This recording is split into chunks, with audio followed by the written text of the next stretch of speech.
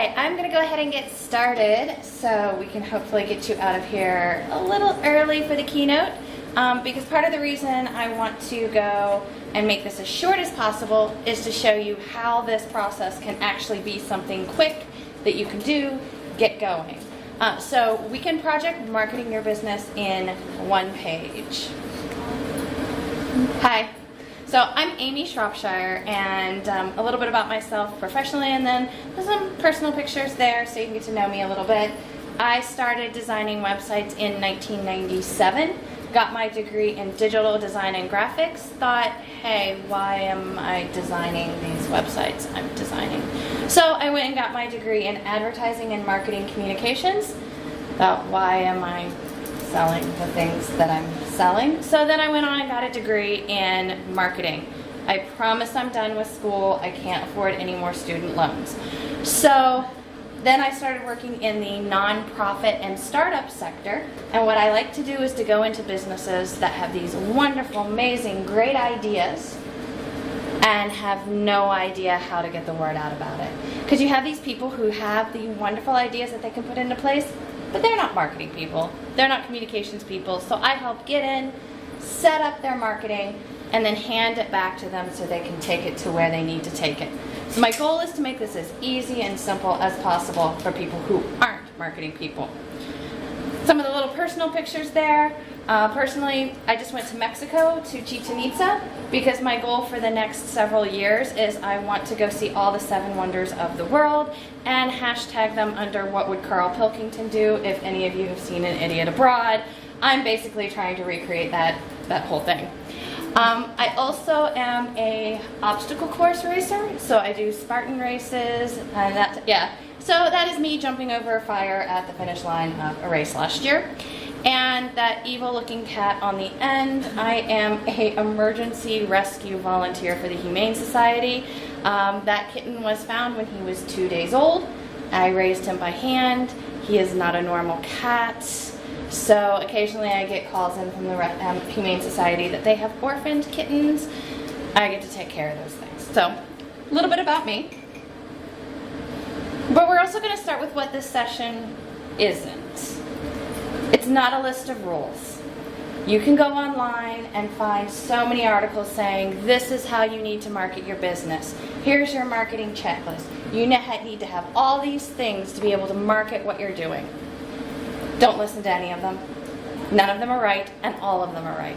It basically depends on what your business needs, and it's okay to try some of those, find they don't work, move on to something else. So everything that I'm telling you today is basically just try it. If it works, keep doing it. If it doesn't work, switch to something else. Not a list of rules. It's also not one size fits all. A lot of times I get called into a company when it's 1 or 2 people, and we write up something for them to get going, and a year later when they've grown and are hiring people, we need to rewrite it again. So don't think because you do something that fits your business at one point that it's going to be the same for everyone. So while I'm going to give you some guidelines, don't think that your company or your specific instance needs to follow this one size fits all. It also isn't magic. One of the problems I run into with clients is they think if I do X, I will get Y. So they do X, they don't get Y, and they wonder if it's wrong. It's not wrong, probably just wrong for your business at that point in time. So I like to explain marketing a little bit like the scientific method. You have a hypothesis of something you think will work, test it, run it, revise if it doesn't, and go back. So what this session is, in the description of this, I kind of made the joke about your room being so messy that you shove everything in the closet and then shut the door. I took the doors off of my closet and put up curtains because that's what I do, and it's easier with curtains. But a lot of the companies I go into, I come in and they have a huge long list of everything they want to do, everything they want to be. And they're just looking and say, well, we know we need to have this. We know we want to do this. We just don't know where to start. So this session is basically to say, keep that long list of things. You still want to keep it because those are the great ideas you have. How do you take that and put that into something that you can get implemented quickly, so you can get up off the ground and actually start doing something with it, and not just sitting on it until, oh my gosh, I have to do something in a week. What am I going to do? How do I put this in? It's also strategy versus tactics. Another issue when I go into companies is, again, that list that they give me is usually tactics. It's, we need to have our Twitter account. We need to do sponsorships. We need to have a blog. We need to have all these things. But they're forgetting to tie them back to the strategy. The tactics are the fun stuff. We get to be creative, we get to show what we have and actually reach people. But we need to make sure that all of the tactics tie back to a strategy.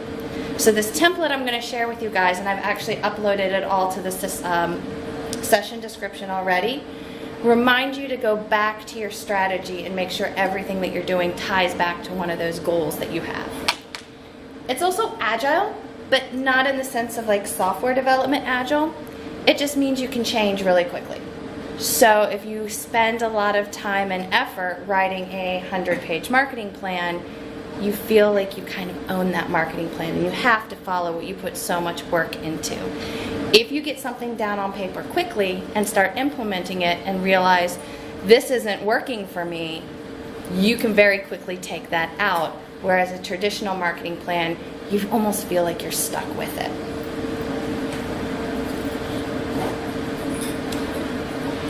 So I'm going to go straight into kind of what we were talking about a little bit with your big, long list of your ideas.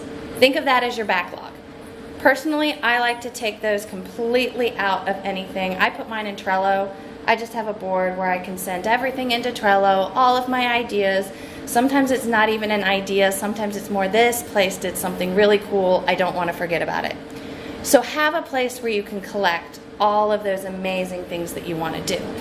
And the traditional marketing plan with your competitor analysis, user profiles, you can still be working on all that using the information off of your backlog. We're just going to take some of that and move it over into the shorter document so that we can get things rolling. So, simple. Step one, set up your backlog. Then you're going to pick some goals. This is where we come back to the difference between our marketing strategy and our marketing tactics. Personally, I like to pick 3, but remember there's no right or wrong, no rules here. If you have one thing that you're like, we really, really need to do this, then pick that as your one goal that you're focusing on. I feel like 3 has been what I can traditionally work with and maybe juggle throughout what I'm doing, and you also see how things start to tie in. I'm going to call out Becca a little bit here. This is Becca. We were working yesterday on some Drupal for Gov marketing ideas, and we came up with one of our objectives. And what happened was, is as we started talking about this objective, we started coming up with our other 2. So we've kind of got these 3 goals that we want to work for over the next year. But it started out with just this one that we started talking about and kind of rolled into the next one. So this is why I don't like to start with the tactics. I don't like to just say, we've got Twitter, we've got Facebook, we've got a blog. Because we want to make sure this is actually what we want to do. We love GovCon, we love that you're here, but we also have Drupal for Gov, which is the larger organization. So we're like, how do we make that more of a thing? And how can we take our marketing and really target it to that? So then we go back and start asking some questions. And one of the best pieces of business advice I ever received was ask why until you can't ask why anymore. So why are we doing this? Is it to reach the goal? Then yes, we can start moving forward. But if we can't answer why, there's probably something that we're missing. So the template that I have for you guys has some prompts for the questions, so that way you can start asking yourself, start getting feedback and buy-in. So I just copied our conversation from yesterday, but yeah. But this was all, we're still working on it, and that's kind of the point of why I wanted to show it to you, is this was us sitting down for about an hour yesterday, just getting everything down on paper and just capturing it in a way. Doesn't even need to be full sentences, just thoughts. So what do we need to know? We often skip that step and start going into what we want to do, but we still have some questions that we need to ask about our objective. What do people want? How often do they want it? What do we mean by community? Some of these things that we need to define so that everyone who's working on it can be on the same page. But then also, just as important, what do we do with the answers? And I like phrasing it that way, as what do we do with the answers, rather than putting the answers up there, because if you wait until you have the answers, you're not going to start moving this forward. And sometimes those answers may take weeks, months to be able to fully flesh out. But at least then you know, what do you do with them when you have them? Who are you talking to? Essentially, who's your target audience? What are we saying? How are we saying it? Where are we saying it? When is it going to happen? And what is success? So these are all the elements of a traditional marketing plan. We're just kind of condensing it down and getting it all into kind of a prioritized list of what we're going to work on and kind of the order. What I then do is, as I'm fleshing out each of those tactics, is then I can either move it over into a project plan so that we have a little bit more detail in it, or making it so that we have a project with a beginning, a middle, and an end. Otherwise, your marketing plan will never end, and you won't feel like you're accomplishing anything, and you'll lose that momentum. So taking it out of this plan then, so say we do, because we're here, if we look at the where and we look at events, we're going to pull out GovCon as an event, and that's its own project. So we can then expand upon it and expand upon it as we go out. But otherwise, you have everything in front of you and can change it really quickly. It's okay if you don't know all the answers. It's kind of a brainstorming sheet. I like to think of this as a living, breathing, growing document. By the end of the whole process, it's probably not even going to be one sheet. Your one sheet there gets everything out, and then you can change it. I typically change mine once a week. I print out a copy and hang it on my cubicle wall so that anytime I have a decision I need to make, I can go back and really quickly say, does this fit one of these objectives? If it does, we should probably do it. If it doesn't, do I need to adjust my objectives? Does it fit into a different objective? Or is it just not a priority at this time, and then you throw it in the backlog?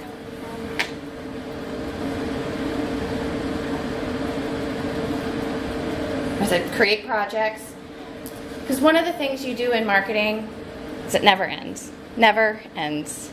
So again, let's go back to Twitter. You're going to have Twitter followings, or you're going to have a blog. You keep writing, and you keep writing, and you keep writing, and then you get burnt out on writing, and then you don't write for a while. Then you think I should bring the blog back. So if you make it a project and say, okay, for the next 6 months, I'm going to really focus on this topic. Or for the next 3 months, I'm going to have guest bloggers. That way you can kind of divide it up and keep that momentum going, and you can close out those projects and move them ahead.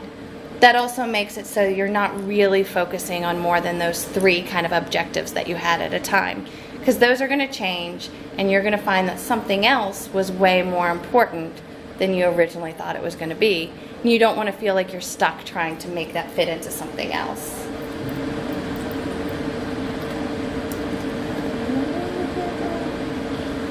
Lather, rinse, repeat. Keep doing it over and over and over and over and over and over again. One of the things that's nice about this plan is because, and I'm actually going to jump over to this at this point.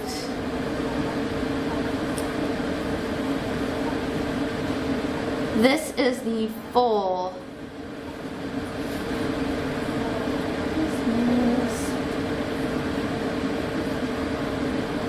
Sorry, trying to make it bigger here. Huh? Yeah, plus. There we go.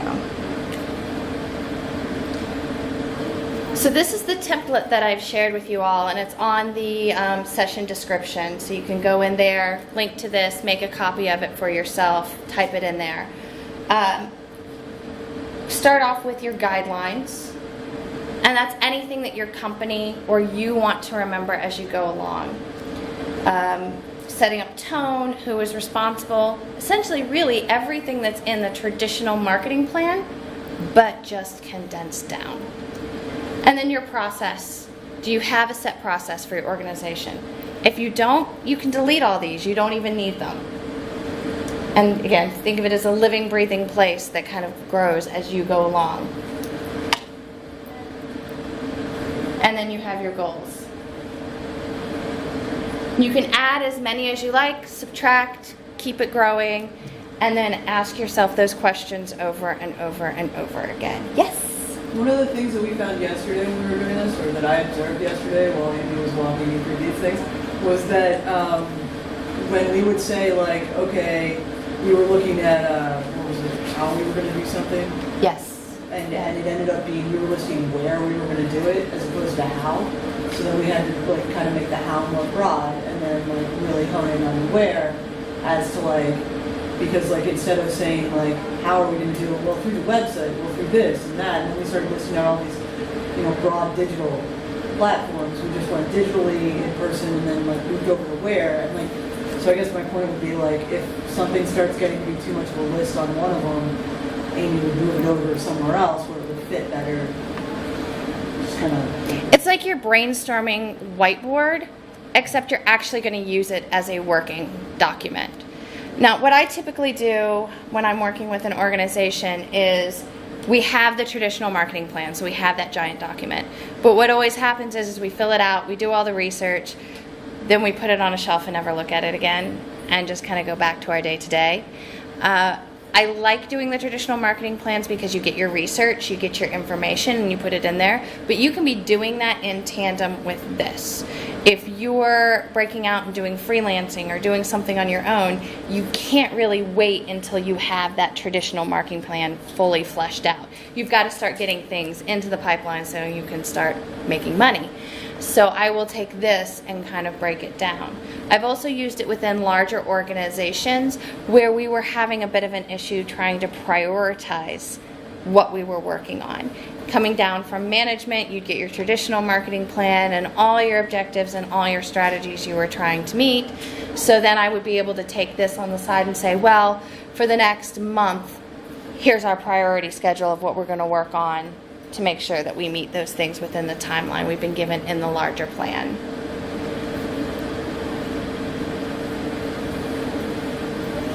That's actually, I was like, I want to make this short because the whole idea of this is to get it short and quick and in. So I am actually pretty much done with what I have. I've told myself I'd give myself a half hour, but 15 minutes. Does anyone have any questions for me? Huh? 20? Does anyone have any questions for me or anything I can help you with?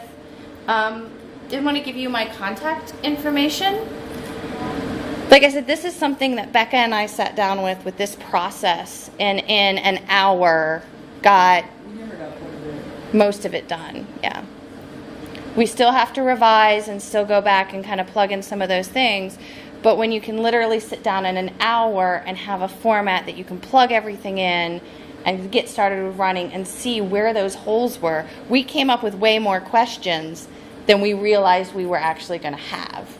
So that gives us a better chance to build that foundation and say, oh crap, we didn't think about that. If we wanted to do this, we need to answer this first. We need to go back to these places and do that. And I mean, to give you an idea, like, I work for a government agency, and I'm sitting there and I'm coming up with a communication strategy for an agency. I was sitting there and I was like, making the 20-page document that, like, we all know and hate, right? And so I was like, oh, and I was dreading doing this for our nonprofit. And so Amy does our marketing for Drupal GovCon and a lot of other many wonderful things. And so I pinged her and I was like, hey dude, can you help me with this stuff? Because, like, I don't want to write a 20-page document for Drupal for Gov. We do it and then we never look at it again. Or if we do, it's like, dude, I didn't do any of this stuff. I did X, Y, and Z instead. So, like, then she was like, oh, you need to try this. And it was like revolutionary, mind-blowing stuff. Maybe to me, but not to you, I don't know. So anyway, but I'm also a developer too, so I don't feel like vision for it. Yes. On your marketing, target, almost like target users, like old clients, dealing with not-for-profit or community organization, obviously, kind of different. So people are within the not-for-profit world. Yep. Could you talk about sort of how, like, do you do a whole version of this in each of those sort of target groups? Do you sort of wrap it all in a single one sheet? Yeah. It depends. Again, one size doesn't fit all. It depends on the organizations. I have done that when they were very, very different groups that I needed to cover. And then I would pull those out and basically take them into my user profiles. One of the nice things about this system, I always use it in Google Docs, because then I can actually hyperlink lines in this document to those. So what I would end up doing is saying, okay, I have a user profile or a target audience analysis for members in another Google Doc, and I would just link to that doc from here. So anyone who is going in, this would be their starting point for the marketing, and then they could link to all the other pages as they start getting flushed out. Because that's always the issue, is you have a million things you gotta get done. This at least kind of gives you the outline and say, oh yeah, I kind of need to figure out donors. What do we mean? Let's go through and do that. So yeah, definitely if there's some that are completely different, definitely flesh those out. And otherwise, if they're close, sometimes it's all stuff that you already know and you just got to trust yourself. If you're dealing with a very, very niche organization and your business is doing this type of thing, maybe it's enough that you know it in your head. Maybe it's enough that you just jot an extra sentence on here, depending on what your needs are. Did that answer that? Okay. Well, we actually Yeah. need to appreciate, well, we do use Agile to do the whole Jira thing. Yeah. So this is actually really helpful for me to use it personally, because if you haven't that business world, the Agile creating user stories, I was actually applying them to when you were going over the screens, like the project up here in my head going, the user stories and stuff like that. Yeah. Which actually helped me out, because at first you were saying, oh, these projects that keep on going, I was like, that's projects just with ethics. You know what I mean? That's huge. So in a way, talking to for Jira yeah. and talking that, so that the ethic is pretty much that's your main project way of just Yes. out, which is very helpful. And then from there, you can kind of build keeping things in order, because it can be very overwhelming when you see all this, and Yes. it's like you said, trying to address. Yeah. I was thinking, like, I'm not a writer. I'm asking to write something that's totally be seen. Once or twice. Yeah, And what I think, Becca made a good point too, is then you find it and pull it out at the end and you get discouraged because you're going, I didn't do any of these things and we were so excited about it and I failed. Listen, I wanted to ask you, so you went to get assistance, how did it turn out? Was the one page you said you go to This? Yeah, well, that 20 page you said, Oh. I can't do it. How is it? Those were two completely different things, Oh. right? So like the 20-page document has still existed and like going through leadership at my bureau. But like this is for Drupal for Gov, which is actually the overarching entity that puts on Drupal Gov. Yeah. And like we want to start doing more. Right. And so we were trying to figure out good ways to do that. And so so Amy and I were sitting down to kind of flesh out some of the ideas that we've had and how to best address those. And really what it all starts with is, I mean, a lot of these tactics are marketing, and like basic marketing tools. And so the things that developers or designers don't necessarily think about because it's not really in their wheelhouse. We don't have to have it in our wheelhouse. So like, I'm not saying that to insult anybody, I'm just saying it is what it is, right? Yeah. So like, Amy's specialty is this kind of thing, and I mean, like, I'm just kind of dipping my toe in and hang out. No, I think it's really helpful because I'm in a developer, I'm in a technical solutions lead, so Yeah. I kind of have that. So I think this is very helpful, really, because you can, even though that 20 pages is being circulated by companies back, because this stuff has changed, but at People least, use the one pagers. yeah, Yeah. They do. So at least to start here, I think at least kind of people keep you on top of, like, when they come back and say, okay, you will always be on top of the current what's going on, so that when it finally gets back to you after You can make those changes and those. You're already be there. Yeah, and the other thing I related to is like one of the things that we do in our bureau for like our congressional affairs people to go talk to people on the Hill. Yeah. We create these one-page briefings like for that they can just literally like bullet points. They can literally pick it up, read it in 10 minutes, understand everything, and go have an intelligent conversation about what's going on in the bureau with these people on the Hill in order to get money and get funding for our projects and our programs. So I mean, like, this kind of thing relates exactly to that and is on the same level and would really help, your leadership or whatever. It's not just for like, I'm relating to government because that's what I do. Right? Yeah. But like, so, if you're in the private sector, it can be just as easily for you as well. People have great ideas about things. They're like, oh, I can start this business, or I can do consulting, or I can do, and I will fully admit, I love consulting, I love my clients, but I am terrible at marketing myself because I'm over here working with my clients and doing my stuff, and then the project ends, and I'm going, wait, I need a new client, I probably should go out and do this. So even doing this for myself, for freelancing gigs, is helpful, because then it puts it in terms that I'm like, okay, every day I can do this. Every day I can check on this. And I have a little bit more of a plan rather than waiting for my client to end and going, oh, wait, I should probably find a new client. Yeah. And I think the biggest thing is that I find from being in the marketing field is the whole rules thing. And if you take one thing away from this, take that away. There are no rules. There's no right way to do it. There's no correct time to post to Twitter. There's no correct frequency. You can find 20 different articles saying 20 different things. You just find what works for you, for your audience, and your business. And sometimes that takes a little playing around. That's why, air quotes for failure. Failure is a valid option. You have your hypothesis, you test your hypothesis, either it works or it doesn't, and then you go back and revise. And that's what one page, like, we edited it how many times yesterday, over and over and over again. We're still editing it.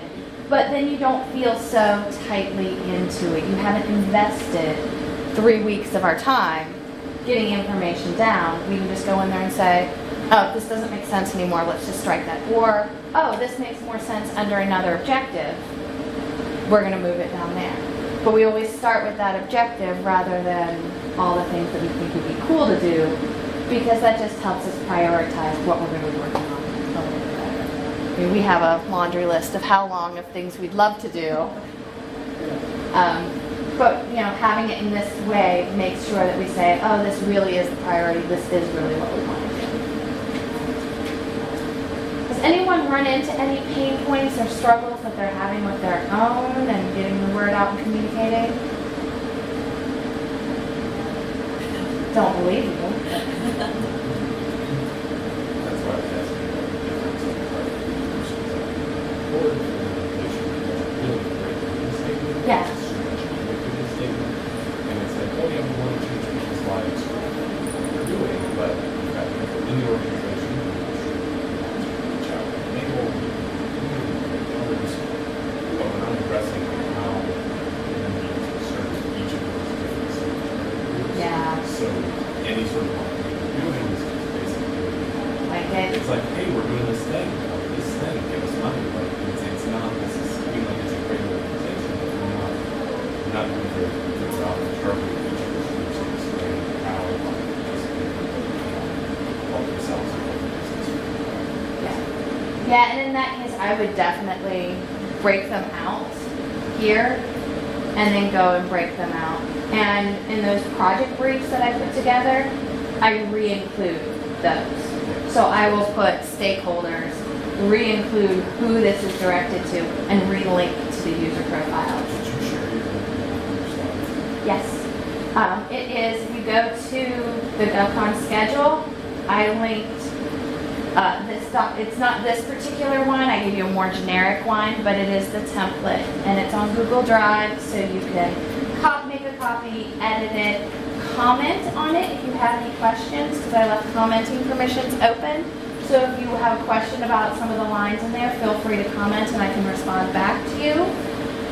and my contact information as well. Yeah. One question that I have is I'm looking at this and thinking about all of the offices and organizations that I've worked with as a marketer with a particular federal agency office or communications office. And I'm often brought in on programs that are not designed in a way that is communicable in the way that they want to do it. And so half of my job I find as a communications marketing person is helping people design programs better, Oh, yes. right? Yeah. What do you, I would be interested in your thoughts on that. Like it's sort of out of the communications realm, but necessary work to do to be able to communicate effectively. I actually in my head kind of go back to the whole marketing mix idea, where one of the pieces of the marketing mix is product, and having to remind myself that I sometimes have to step in as a product owner and say this can counsel them on how they can make their product a little bit better. So I don't, you're not alone. No. Restructuring the information out there, right? Like that's really what it comes down to, because you basically have to make, I'm guessing science, right? Very compatible with everyone else who is not a science nerd. So like I found, because once upon a time I was writing, I had an English degree, I did English things and whatever. And then I, started engineering, and I did a, master's in engineering. One of the required classes, both in my engineering master's and my, program physics degree, was communication for engineers, communication for physicists, because they don't communicate well.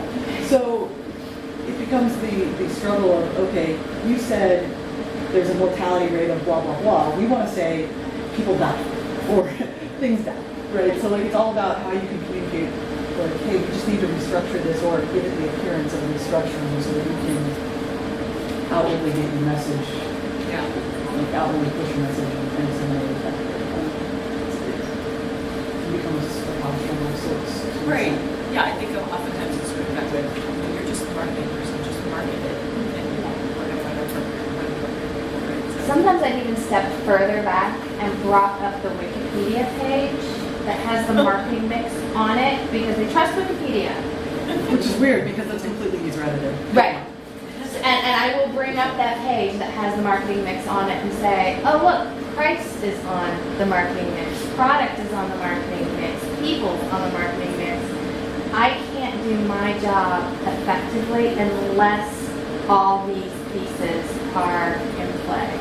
And I think people get marketing and sales confused a lot. And so yeah, I've had to go back and do that. Let's have marketing 101. What are my capabilities? What am I able to do? What do I need from you? And I kind of put things in the one-page plan that had to relate to product. And basically brought that to them and said, we can market this better if we tweak some of these things. And I think in that context it's helped. And you're not going, double work, yeah. Absolutely.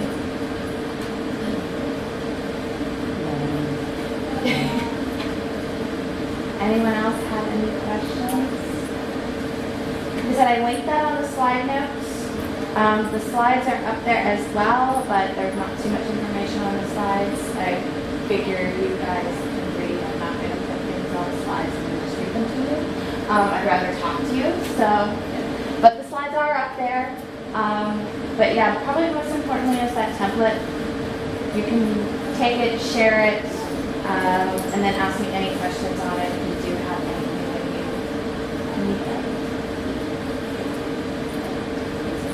You're welcome. What did I do? 10:35. Cool.